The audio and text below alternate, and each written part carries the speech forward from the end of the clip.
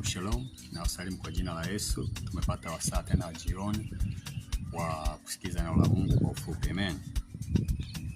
Tunapopata wasaa au muda, usiache kusikiza neno la Mungu. Amen. Kwa sababu neno la Mungu ni uzima, neno la Mungu linajenga, neno la Mungu linatutengeneza. Kwa hiyo ni lazima tuwe watu ambao tunapenda kusikiza neno la Mungu pia tunapopata muda. Amen. Na katika vitu ambavyo utakiwa kuvipita neno la Mungu, unapolisikia sehemu neno la Mungu linahubiriwa au linafundishwa, jaribu kulisikiliza. Chukua muda, tenga muda, sikiliza neno la Mungu. Amen. Sasa leo jioni tutaenda kujifunza habari ya neno la Mungu li hai. Amen. Neno la Mungu li hai. Neno la Mungu lina nguvu. Neno la Mungu linahuisha nafsi, linatenganisha mafuta na roho na nafsi.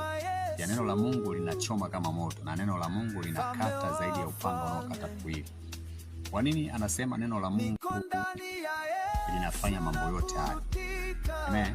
Tunapoangalia kitabu cha Waebrania 4:12, Biblia inasema hivi: maana neno la Mungu li hai, tena lina nguvu, tena lina ukali kuliko upanga uwao wote ukatao kuwili, tena linachoma hata kuzigawanya nafsi, roho na viungo na mafuta yaliyomo ndani yake, tena ni jepesi kuyatambua mawazo ya moyo na makusudi. Amen. Kwa hiyo watu wa Mungu, mahali popote mlipo, hii jioni inaweza ikawa ni jioni ya muhimu sana kwako wewe mtu wa Mungu ambaye unapata nafasi kusikiliza neno la Mungu au unapata nafasi kusikiliza na kufuatilia.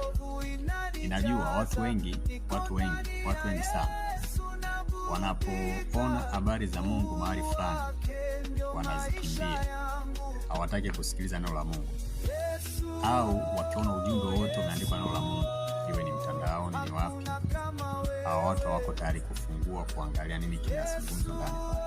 Aenda nikwambie, neno la Mungu hili ambalo tunaliona leo hii kama ajabu, tunaliona kama ni kitu ambacho ni cha kutisha sana, hatustahili kukifungua na kukiangalia na kusikiliza. Kuna wakati unakuja utatamani ulione, utatamani ulisikie hata mtu akilizungumza, lakini hautapata nafasi. Na huo wakati umebakia kidogo sana. Yaani umebakia muda kidogo tu. Ile neno la Mungu watu waliongea sasa hivi, na wewe hapa mtandaoni unanisikiliza, hautapata tena, na wala hutakuja kuona mtu anaposti neno la Mungu mahali popote. Kwa hiyo kwa wakati